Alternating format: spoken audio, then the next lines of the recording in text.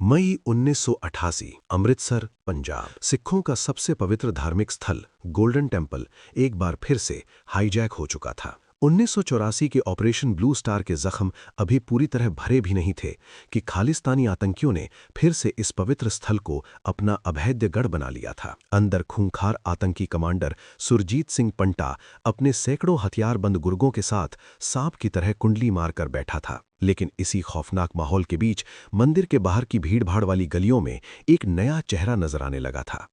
एक दुबला पतला और थका हुआ सा रिक्शा वाला। अंदर बैठे आतंकी जो हर वक्त मौत के खौफ में रहते थे, किसी भी अजनबी पर तुरंत शक करते थे। जल्द ही उनकी बाज जैसी नजरें इस नए रिक्शा वाले पर पड़ गईं।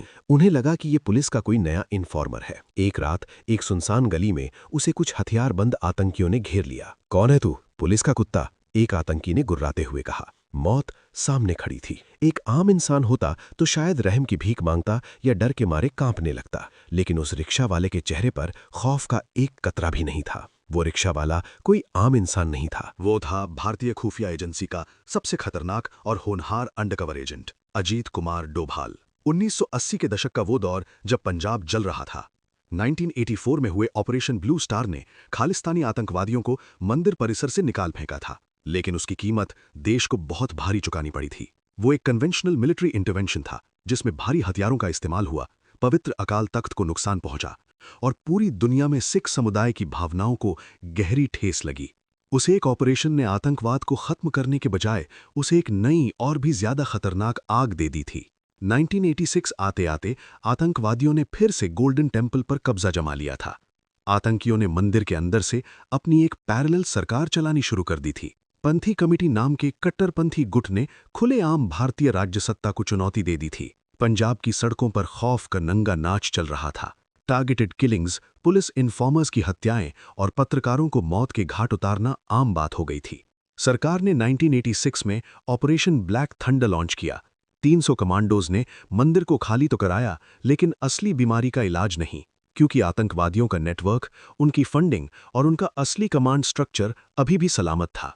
1988 की शुरुआत तक आतंकियों ने फिर से गोल्डन टेम्पल को अपना अड्डा बना लिया था, और इस बार उनका लीडर था एक बेहद खूंखार और शातिर कमांडर सुरजीत सिंह पंटा। पंटा ने गोल्डन टेम्पल को सिर्फ एक छिपने का अड्डा नहीं, बल्कि एक अभेद्य किले में तब्दील कर दिया था। उसका मकसद साफ था, भारत सरकार को एक और ऑपरेशन ब्लू स्टार करने पर मजबूर करना। वो जानता था कि अगर सेना फिर से अंदर घुसी और मंदिर को नुकसान हुआ तो पूरे पंजाब में एक ऐसा विद्रोह भड़केगा जिसे दिल्ली कभी नहीं रोक पाएगी। दिल्ली में एक बेहद गुप्त और सुरक्षित कमरे में रात के 3 बजे एक हाई लेवल मीटिंग चल रही थी। टेबल के एक तरफ बैठे थे PM Rajiv Gandhi, Intelligence Bureau IB के डायरेक्टर एमके नारायणन, आईबी के जॉइंट डायरेक्टर अजीत कुमार डोभाल, और उनके सामने थे एनएसजी के टॉप कमांडर्स। दिल्ली के पास मानेसर की अरावली पहाड़ियों में एनएसजी के 1000 कमांडो पूरी तरह से तैयार बैठे थे। बस दिल्ली से एक गो अहेड का इंतजार था, लेकिन वो ऑर्डर देने की हिम्मत किसी में नहीं थी। हम एक और ब्लू स्टार अफोर्ड नहीं कर सकते। मुझे पवित्र स्थल पर एक खरोच भी नहीं चाहिए, पीएम राजीव गांधी ने कहा। नारायणन ने अपनी फाइल खोली और कहा, सर, समस्या ये नहीं है कि हमारे कमांडो अंदर कैसे जाएंगे। समस्या ये है कि हमें पता ही नहीं है कि अंदर चल क्या रहा है। हमारी इंटेलिजेंस पूरी तरह से ब्लाइंड है। हमारे इन्फॉर्मर ने खबर दी है कि सुरजीत सिंह पंटा ने पूरे गोल्डन टेम्पल परिसर में हाई ग्रेड एक्सप्लोजिव्स बिछा दिए हैं। अगर हमारे कमांडो अंदर घुसे तो वो उन बमों को उड़ा देगा। पूरा गोल्डन टेम्पल तबाह हो जाएगा और इसका सीधा इल्जाम भारत सरकार पर आएगा। ये सुनकर कमरे में सन्नाटा छा गया। सीआरपीएफ ने मंदिर को बाहर से घेर तो लिया था, लेकिन अंदर आतंकियों की असली संख्या कितनी है, उनके पास हथियार कौन से हैं, उनके मोर्चे कहाँ हैं, और सबसे महत्वपूर्ण बात, क्या वो बम सच में वहां है? बिना एक्शनेबल इंटेलिजेंस के हमला करना मौत के कुएं में छलांग लगाने जैसा था। तभी अजीत डोभाल ने कहा, सर, अगर हमें अंदर की जानकारी चाहिए तो किसी को अंदर जाना होगा। बाहर बैठकर हम सिर्फ कयास लगा सकते हैं। नारायणन ने उसकी तरफ देखा। तुम जानते हो तुम क्या कह रहे हो। वहां अंदर जाने का मतलब है सीधे अपनी मौत के वारंट पर दस्तखत करना, डोभाल ने कहा। इसीलिए सर, कोई आम इन्फॉर्मर नहीं जाएगा, मैं जाऊंगा। नारायणन ने डोभाल की आंखों में सीधे देखते हुए बेहद सख्त लहजे में कहा, याद रखना डोभाल, तुम्हारे पास कोई बैकअप नहीं होगा। अगर तुम पकड़े गए तो भारत सरकार तुम्हें पहचानने से पूरी तरह इनकार कर देगी। डोभाल के चेहरे पर एक हल्की सी आत्मविश्वास से भरी मुस्कान आई। मुझे बैकअप की जरूरत नहीं पड़ेगी सर। फिर नारायणन ने कहा, तुम्हें परमिशन दी जाती है, जाओ और इस नासूर को खत्म करो। अमृतसर में गोल्डन टेम्पल के आसपास की तंग भीड़-भाड़ वाली गलियां श्रद्धालुओं और स्थानीय लोगों से खचाखच भरी थीं। इसी भीड़ के बीच अजीत डोभाल एक रिक्शा वाले के रूप में वहां घूम रहे थे। वो दिन भर उन तंग गलियों में पसीना बहाते सवारियां लेकर जाते, लेकिन उनकी नजरें गिद्ध की तरह मंदिर के हर एंट्री और एग्जिट पॉइंट पर टिकी रहती थीं। वो मंदिर की बाहरी सुरक्षा, आतंकियों की आवाजाही और उनके पहरेदारी के पैटर्न को खामोशी से अपने दिमाग में स्कैन कर रहे थे। आतंकी खौफ के उस माहौल में बहुत चौकन्ने थे। सुरजीत सिंह पंटा के गुरों को हर अजनबी पर पुलिस का इन्फॉर्मर होने का शक होता था, और जल्द ही उनकी नजर अजीत डोभाल पर पड़ गई। तकरीबन 10 दिनों तक मौत के साथ आंख मिचौली का ये खेल चलता रहा। डोभाल जानते थे कि उन पर नजर रखी जा रही है। वो चाहते थे कि आतंकी खुद चलकर उनके पास आएं, और 10वें दिन वही हुआ। अंधेरी गली में डोभाल को कुछ हथियारबंद आतंकियों ने घेर लिया। बंदूकों की नाल उनकी कनपटी पर टिका दी गई, उन्हें गालियां दी गईं, धमकाया गया। उन्हें लगा कि उन्होंने पुलिस के एक और छोटे-मोटे इन्फॉर्मर को पकड़ लिया है, जिसे वो अभी दर्दनाक मौत दे देंगे। लेकिन डोभाल ने डरने या रहम की भीख मांगने के बजाय एक ऐसी चाल चली जिसने आतंकियों के होश उड़ा दिए। डोभाल ने सख्त लहजे में एकदम खालिस और रवानी वाली उर्दू में कहा, बेवकूफों, बंदूक नीचे करो।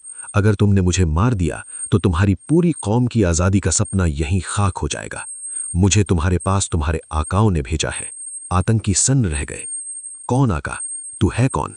डोभाल ने अपना वो ट्रम्प कार्ड फेंका जिसे उन्होंने बरसों पाकिस्तान में रहकर तैयार किया था। मैं पाकिस्तानी खुफिया एजेंसी ISI का स्पेशल ऑपरेटिव हूं। मुझे बॉर्डर पार से खास तौर पर तुम्हारी मदद करने के लिए भेजा गया है। खालिस्तानी आतंकियों को डोभाल की बात पर विश्वास हो गया। ये कोई तुक्का नहीं था। भारतीय खुफिया एजेंसियों ने पंजाब बॉर्डर पर एक असली पाकिस्तानी ISI एजेंट को इंटरसेप्ट करके गायब कर दिया था, जो वाकई में अमृतसर आने वाला था। डोभाल उसी ISI एजेंट की पहचान ओढ़कर वहां गए थे। आतंकियों के कमांडर सुरजीत सिंह पंटा के सामने डोभाल को पेश किया गया। पंटा एक क्रूर और चालाक आतंकी था। उसने डोभाल से घंटों तक पूछताछ की, लेकिन डोभाल डरे नहीं। पाकिस्तान में बिताए गए अपने 7 सालों के तजुर्बे का इस्तेमाल करते हुए डोभाल ने पंटा के सामने ISI के ऐसे अंदरूनी राज, कोड वर्ड्स और पाकिस्तान की राजनीति की ऐसी बारीक बातें रखीं जो कोई आम हिंदुस्तानी जान ही नहीं सकता था। पंटा को यकीन हो गया कि उसके सामने जो शख्स बैठा है वो वाकई में पाकिस्तान से आया उनका दोस्त है। पंटा इस वक्त बुरी तरह से डरा हुआ था। बाहर CRPF का घेरा कसता जा रहा था और उसे किसी भी तरह की बाहरी मदद की सख्त जरूरत थी। उसने डोभाल का स्वागत किया और उसे अपने इनर सर्किल में शामिल कर लिया। अगले कुछ दिन डोभाल के लिए किसी बुरे सपने से कम नहीं थे। वो आतंकियों के साथ खा रहे थे, सो रहे थे और हर पल इस खौफ के साए में जी रहे थे कि अगर एक भी गलती हुई, अगर उनका कवर 1 सेकंड के लिए भी हटा, तो उन्हें ऐसी मौत मिलेगी जिसे सोचकर भी रोंगटे खड़े हो जाते हैं। लेकिन डोभाल अपना काम कर रहे थे। पंटा ने डोभाल को वो बम दिखाए जिनके दम पर वो भारत सरकार को ब्लैकमेल कर रहा था। डोभाल ने बमों का मुआयना किया और तभी उन्हें वो जानकारी मिली जिसने इस पूरे ऑपरेशन की दिशा बदल दी। बम असली नहीं थे, वो नकली बम थे। सुरजीत सिंह पंटा ने सरकार को ब्लैकमेल करने के लिए सिर्फ एक अफवाह उड़ाई थी। उसके पास मंदिर को उड़ाने लायक कोई हाई ग्रेड एक्सप्लोजिव था ही नहीं। ये एक ब्लफ था। डोभाल ने इसके अलावा भी बहुत कुछ देखा। उन्होंने आतंकियों की सही संख्या का पता लगाया, जो कि करीब 200 तक थे। उनके हथियारों की गिनती की, कितनी AK-47 है, कौन सा हथियार कहाँ रखा है। उन्होंने पूरे मंदिर परिसर का दिमाग में एक ब्लूप्रिंट तैयार कर लिया कि कौन सा आतंकी किस मोर्चे पर खड़ा है, उनके ब्लाइंड स्पॉट्स क्या हैं और कमज़ोर कड़ियाँ कौन सी हैं। इसके बाद डोभाल ने पंटा को यकीन दिलाया कि उन्हें सीमा पार अपने आकाओं से संपर्क करने के लिए बाहर जाना होगा। पंटा, जो इस वक्त बाहरी मदद के लिए बेतहाशा तड़प रहा था, इस झांसे में आ गया। जैसे ही डोभाल उस अभेद्य किले से सुरक्षित बाहर निकले, उन्होंने सीधा रुख किया उस सीक्रेट कमांड पोस्ट की तरफ जहां पंजाब पुलिस के super cop DGP KPS Gill और NSG के टॉप कमांडर बेताबी से उनका इंतजार कर रहे थे। डोभाल ने टेबल पर एक खाली कागज खींचा और अपनी गजब की मेमोरी के दम पर पूरे गोल्डन टेम्पल का एक सटीक नक्शा बनाया। डोभाल ने उस नक्शे पर उंगली रखते हुए कहा, पंटा के पास मंदिर को उड़ाने लायक कोई बारूद नहीं है। बम नकली है। ये सिर्फ एक साइकोलॉजिकल ब्लफ है। कमरे में मानो एक भारी बोझ उतर गया। जिस म्यूचुअली अश्योर्ड डिस्ट्रक्शन के डर से दिल्ली के हाथ पैर बंधे हुए थे, डोभाल ने उस डर को जड़ से उखाड़ फेंका था। डोभाल ने आगे कहा, अंदर करीब 200 आतंकी हैं। उनकी पोजीशन परिक्रमा के ईस्टर्न और सदर्न टेरेसेस पर ज़्यादा मजबूत है। अगर हम उन्हें सटीक स्नाइपर फायर से पिन डाउन कर दें तो वो खुद घुटने टेक देंगे। इसके बाद गिल ने एनएसजी कमांडर की तरफ देखा और कहा, शिकार अब पिंजरे में है और पिंजरे का ताला हमारे पास है।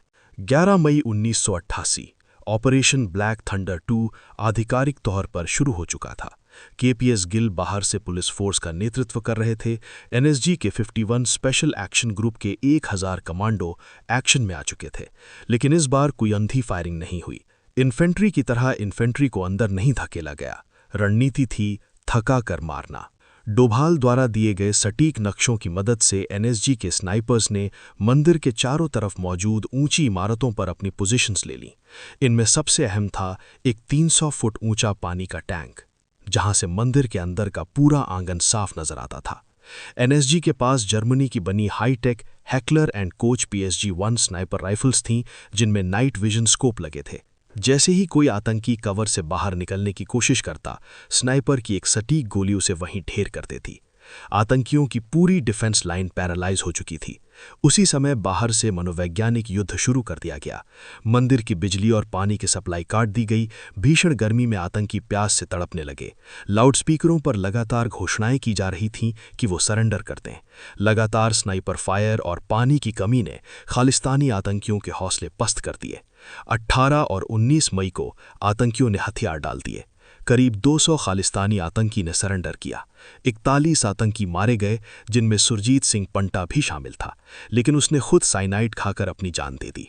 इस ऑपरेशन की सबसे बड़ी जीत ये थी कि एनएसजी का एक भी कमांडो शहीद नहीं हुआ, आम नागरिकों की कोई जान नहीं गई और सबसे अहम, पवित्र गोल्डन टेम्पल को खरोच तक नहीं आई। ऑपरेशन ब्लू स्टार का कलंक ऑपरेशन ब्लैक थंडर 2 की शानदार सफलता से धुल चुका था। इस बार पूरा ऑपरेशन मीडिया के कैमरों के सामने हुआ था, ताकि आतंकीवाद में मंदिर की बेअदबी का कोई झूठा प्रोपेगेंडा न फैला सके। इस अदम्य साहस और बेमिसाल खुफिया ऑपरेशन के लिए 1989 में राष्ट्रपति ने अजीत कुमार डोभाल को कीर्ति चक्र से सम्मानित किया। ये इतिहास में पहली बार था जब किसी पुलिस या मिलिट्री अधिकारी को ये मिलिट्री सम्मान दिया गया था।